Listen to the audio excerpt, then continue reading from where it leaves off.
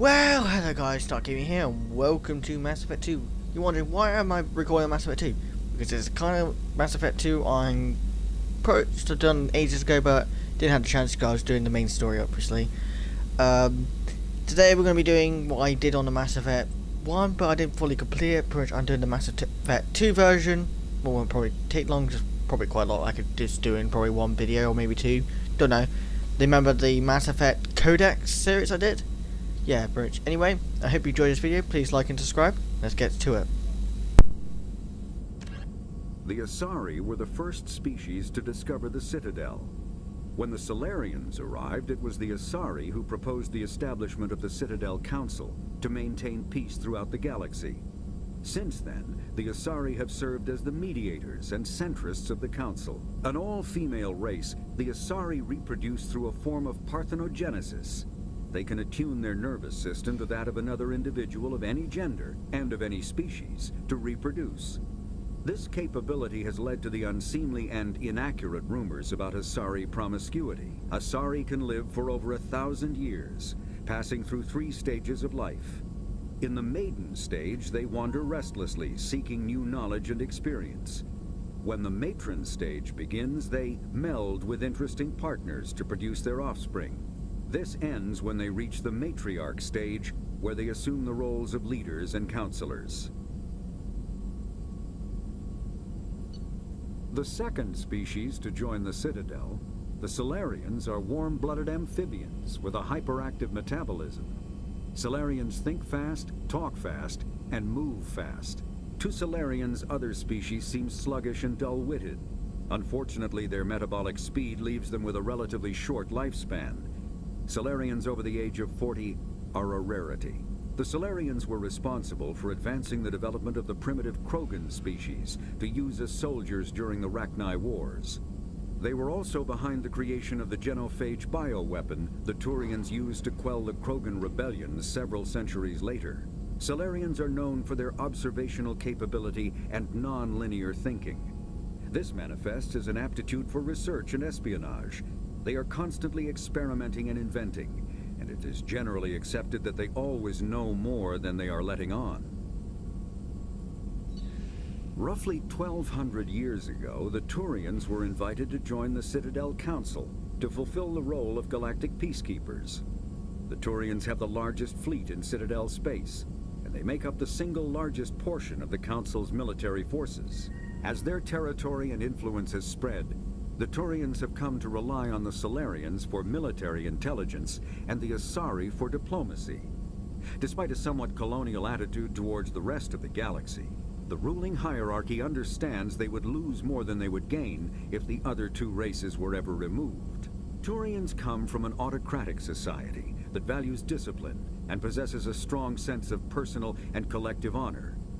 There is lingering animosity between Turians and humans over the First Contact War of 2157, which is known as the Relay 314 incident to the Turians. Officially, however, the 2 species are allies, and they enjoy civil, if cool, diplomatic relations. 50,000 years ago, the Protheans were the only spacefaring species in the galaxy. They vanished in a swift galactic extinction. Only the legacy of their empire remains. They are believed to have built the mass relays and the Citadel, which have allowed numerous species to explore and expand throughout the galaxy. Prothean ruins are found on worlds across the galaxy. While surprisingly intact for their age, functioning examples of Prothean paleotechnology are rare. Time and generations of looters have picked their dead cities and derelict stations clean. Some believe the Protheans meddled in the evolution of younger races. The Hanar homeworld of Kaje, for example, shows clear evidence of former Prothean occupation. The presence of a former Prothean observation post on Mars has caused a rebirth of interventionary evolutionists among humans. These individuals believe the god myths of ancient civilizations are misremembered encounters with aliens.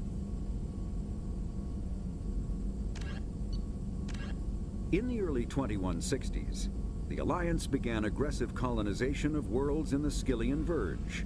much to the dismay of the Batarians, who had been developing the region for several decades. In 2171, the Batarians petitioned the Council to declare the Verge a zone of Batarian interest. The Council refused, however, declaring unsettled worlds in the region open to human colonization. In protest, the Batarians closed their Citadel embassy and severed official diplomatic relations with the Council, effectively becoming a rogue state. They instigated a proxy war in the Verge by funneling money and weapons to criminal organizations, urging them to strike at human colonies. Hostilities peaked with the Skillian Blitz of 2176, an attack on the human capital of Elysium by Batarian-funded pirates and slavers. In 2178, the Alliance retaliated with a crushing assault on the moon of Torfin, long used as a staging base by Batarian-backed criminals. In the aftermath, the Batarians retreated into their own systems and are now rarely seen in Citadel space. Living beyond the Omega-4 mass relay in the Terminus systems, the mysterious Collector species is glimpsed so rarely as to be taken for a myth by most in galactic society. In reality, Collectors are human-sized insectoid bipeds and can resemble massive winged beetles. They are a terrifying force in the galaxy, responsible for the murder of hundreds of thousands. Collectors generate permanent stasis fields around themselves, creating nightmarish red-shifted energy fields. In battle, they hold position whenever possible, relying on their aggressive biotics and nearly limitless power. Several types of bipedal collectors have been identified, including minions, defenders, zealots, assassins, and artillery operators. Acting together, collectors have imprisoned entire cities in stasis. While no definite forensic accounting exists to explain the fate of those imprisoned, leading speculation is that victims are harvested for scientific experimentation and neurobiological repurposing. The Elcor are a Citadel species native to the high-gravity world Dakuna. They are massive creatures, standing on 4 muscular legs for increased stability. Elcor move slowly, an evolved response to an environment where a fall can be lethal. This has colored their psychology, making them deliberate and conservative. Elcor's speech is ponderous and monotone. Among themselves, scent, slight movements, and sub-vocalized infrasound convey shades of meaning that make a human smile seem as subtle as a fireworks display. Since their subtlety can lead to misunderstandings with other species, the Elcor often go out of their way to clarify when they are being sarcastic, amused, or angry. Dakuna's high gravity impedes mountain formation. Most of the world consists of flat, open plains, which prehistoric Elcor wandered across in small family bands. Modern Elcor still prefer open sky, and can become restless and uncomfortable on long starship journeys. The Geth are a humanoid race of networked AIs. They were created by the Quarians 300 years ago as tools of labor and war. When the Geth showed signs of self-evolution, the Quarians attempted to exterminate them. The Geth won the resulting war. This example has led to legal, systematic repression of artificial intelligences in galactic society. The Geth possess a unique distributed intelligence. An individual has rudimentary animal instincts, but as their numbers and proximity increase, the apparent intelligence of each individual improves.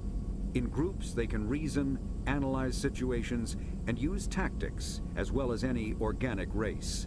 Geth space is located at the trailing end of the Perseus Arm, beyond the lawless Terminus systems. The Perseus Veil, an obscuring dark nebula of opaque gas and dust, lies between their space and the Terminus systems. The Hanar are a Citadel species known for excessive politeness. They speak with scrupulous precision and take offense at improper language. Hanar that expect to deal with other species take special courses to help them unlearn their tendency to take offense at improper speech.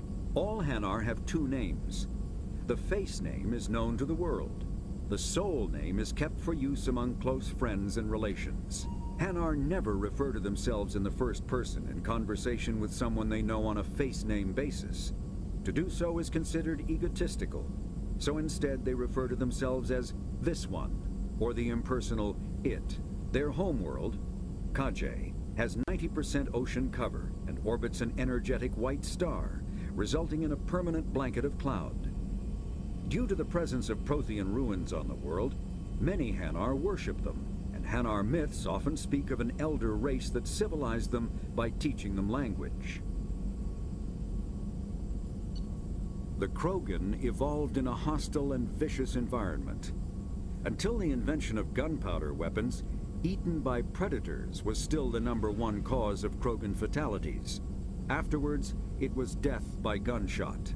When the Solarians discovered them, the Krogan were a brutal, primitive species, struggling to survive a self-inflicted nuclear winter. The Solarians culturally uplifted them, teaching them to use and build modern technology, so they could serve as soldiers in the Rachni War. Liberated from the harsh conditions of their homeworld, the quick-breeding Krogan experienced an unprecedented population explosion. They began to colonize nearby worlds. Even though these worlds were already inhabited, the Krogan rebellions lasted nearly a century, only ending when the Turians unleashed the Genophage, a Solarian-developed bioweapon that crushed all Krogan resistance. The Genophage makes only 1 in 1,000 pregnancies viable, and today the Krogan are a slowly dying breed.